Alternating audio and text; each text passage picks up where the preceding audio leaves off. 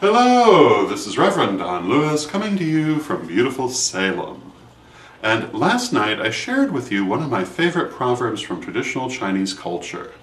Tonight I thought I would share with you one of my favorite stories from traditional Chinese culture, which I feel embodies a great deal of wisdom. And this is a story from the Analects of Confucius.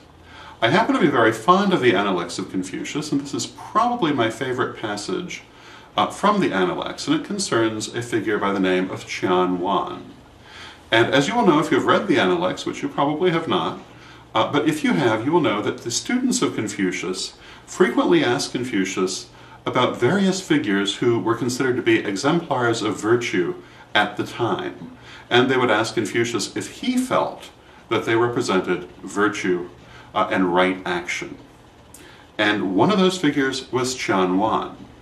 And Qian Wan had been an official in the state of Qi. And when the Prince of Qi was murdered, Qian Wan felt that he could not serve the usurper, and instead fled the country, although he had been a very wealthy nobleman. And he took up life in exile.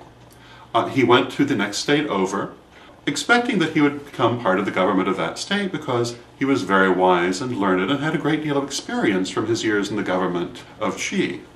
But when he got to the next state, he found that it was also, in his opinion, corrupt, and felt that he could not lower himself to serve in such an administration.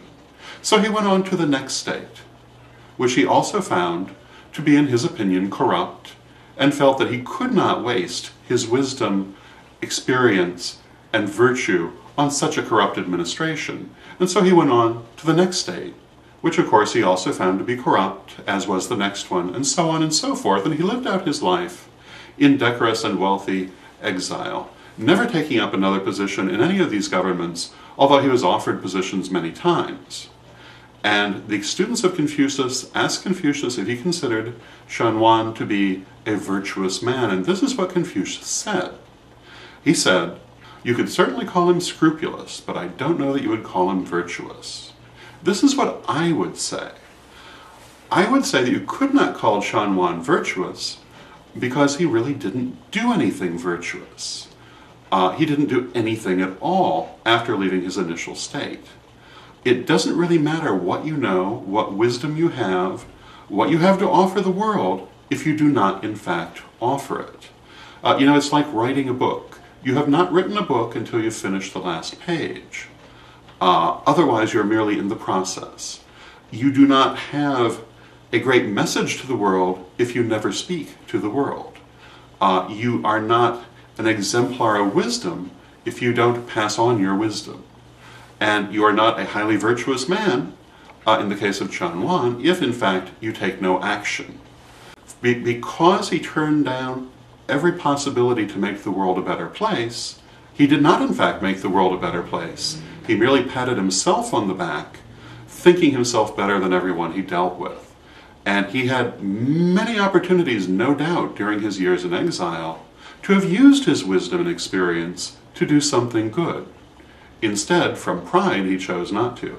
And I don't see this as being a virtuous thing at all. So, again, I would agree with Confucius. Certainly, Qian Wan was scrupulous, but I wouldn't call him virtuous. So that's one of my favorite stories from the Analects of Confucius. I hope that you find it interesting, and until next time, may you blessed be.